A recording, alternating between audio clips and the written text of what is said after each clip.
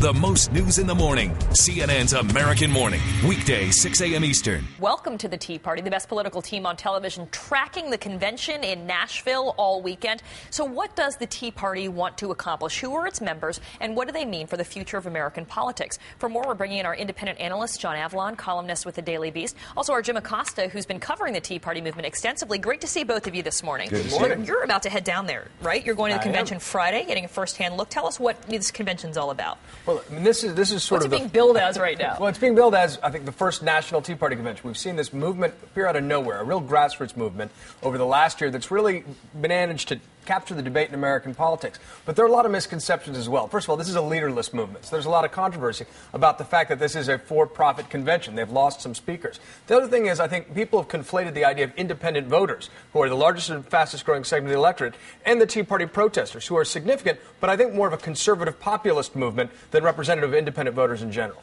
So would you say that most of the people you talk to, because as I said, you've been covering this extensively, are they Republicans? They that are sort of disenfranchised with mainstream GOP? They're in large part Republicans who are disenchanted with the GOP brand, and they're in search of a new brand. And right now, the Tea Party brand is a hot brand.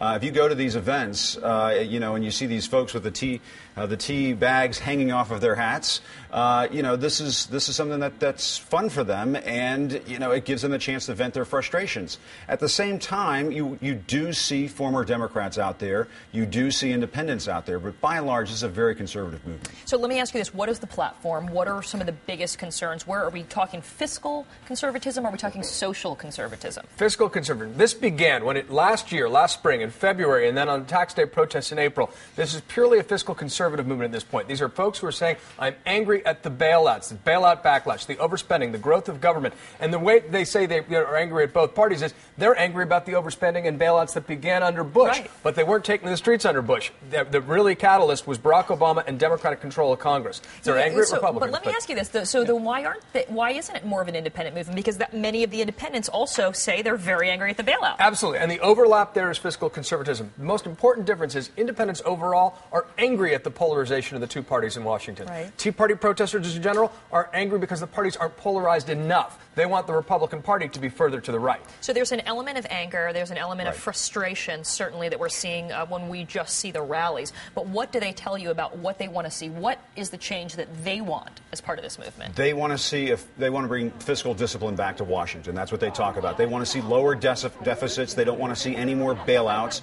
They would like to see, some of this unused bailout money go back to paying off the deficit. That's one specific policy example they'd like to see. All right, but let me ask you a quick question, because isn't Sarah Palin going to be headlining, keynoting this? Absolutely. Sarah Palin also known for her social conservatism, certainly. That's right. And her position. So that goes to how disorganized this movement is. But do they believe that Sarah Palin would be able to get our federal house in order in terms of the budget? Absolutely. I think a scenario could take place in the next couple of years where Sarah Palin is not considered the GOP frontrunner for the nomination in 2012. You're going to see Tea Party folks who want to see her run as a Tea Party candidate. Will that be a viable candidacy? I don't know. Will that be a viable effort? Maybe not. But there are people who want to see that happen. Absolutely. So there is an element of social conservatism in terms of these issues, pro-life issues, issues relating to gay marriage, other things like that, in addition to the fiscal conservatives. That's right. I mean, a lot of the organizers say, look, we're libertarian on these issues. We're primarily focused. But if you look at the leaders, the people that are held up by the Tea Party protesters, they tend to be both fiscally conservative and socially conservative. And you can tell the disconnect there is between independent voters and the conservative populist movement this way.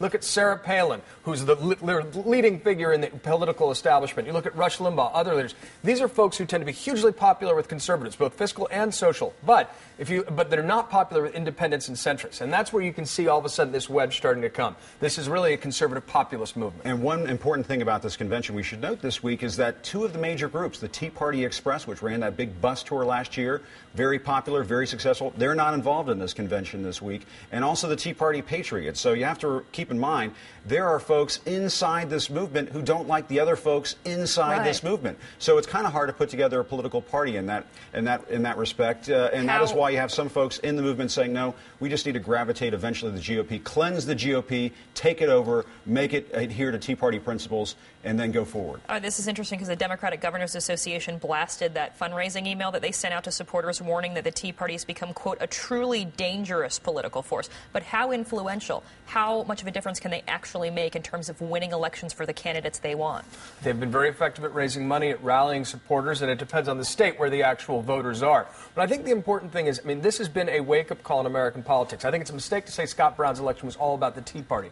But these folks are engaged. They're engaged citizens. They are reading their Constitution. They're focused on the fundamentals of American politics and engaging in a very old debate. What is the proper role of government? They believe government has grown too far, too fast, and they are angry. The danger is that when extreme, in a dynamic where the fringe is starting to blur with the base, the extremes can lead to a major backlash among most Americans who look at the anger that seems a little unhinged and say, that's not me. Yeah, and that's the one thing that could happen in this Chris Rubio race that happens this fall. Chris is banking on the fact that folks might get sort of overdosed on rage and eventually come back to civility in politics. That's what he wants. And we're talking about the Florida Senate race, which we'll have more on as well throughout the show. Great talking to you guys about this.